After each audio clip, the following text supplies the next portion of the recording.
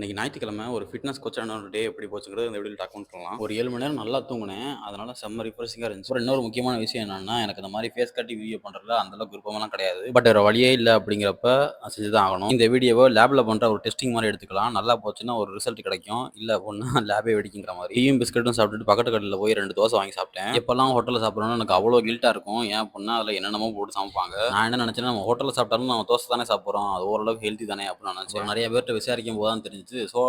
Soda மாவு சேர்ப்பாங்களாம் தோசையில். அதுவும் நல்லா சேர்ப்பாங்களாம் டேஸ்ட்டுக்காண்டி. ஸோ அதை நம்ம பாடியை வந்து ரொம்ப அஃபெக்ட் பண்ணும் அப்படிங்கிற மாதிரி தெரிஞ்ச உடனே அப்போலேருந்து எனக்கு ரொம்ப கில்ட்டாக இருக்குது ஹோட்டலில் சாப்பிடும் போதெல்லாம். ஆனால் கடந்த 6 மாதமாக நான் வந்து ஹோட்டலில் தான் சாப்பிட்டுக்கிட்டு இருக்கேன். வேறு வழியே இல்லாமல். ஓகே, மதியம் ஏதாவது ப்ரோட்டீன் சாப்பிடணும் இல்லையா? அதனால தான் வந்து ஒரு ஹாஃப் கிரில் வாங்கி சாப்பிடலான்னு வந்தேன். ஹாஃப் கிரில் அந்த ஹோட்டலில் சாப்பிட்டுட்டு பக்கத்தில் போய் எங்கேயா ஒயிட் ரைஸ் சாப்பிடலாம் தான் நினச்சேன். அப்புறம் பார்த்தேன் ஓகே அப்படின்னு சொல்லிட்டு இங்கேயே சாப்பிட்டோன்னு சொல்லிட்டு அங்கே கொஞ்சம் சிக்கன் பிரியாணி இருந்துச்சு. ஸோ அதை வாங்கி சாப்பிட ஆரம்பிச்சிட்டேன். கிரில்லையுமே நான் இன்றைக்கி சாப்பிட்ருக்க மாட்டேன். ஆனால் நேற்று நான் ஷோல்டருக்கும் பேக்குக்கும் நல்லா எக்ஸசைஸ் கொடுத்தேன். ஓகே, கொஞ்சம் ரெக்கவரிக்கு ஹெல்ப்பாக இருக்கும் அப்படின்னு சொல்லிட்டு இன்னைக்கு கிரில் சாப்பிட்றேன். இது ரெண்டையுமே சாப்பிட்டு முடிக்கிறதுக்கே வயிறு ஃபுல்லாகிடுச்சு. அப்போவே நினச்சி நம்ம நைட்டு வாழைப்பழம் மட்டும் சாப்பிட்டுட்டு சாப்பாடை முடிச்சுப்போம் அப்படின்ட்டு. ஓகே, இந்த வீடியோ பற்றி உங்களோட கருத்து என்ன அப்படிங்கிறத கமெண்ட்டில் கண்டிப்பாக சொல்லுங்கள் டைம் இருந்துச்சுன்னா.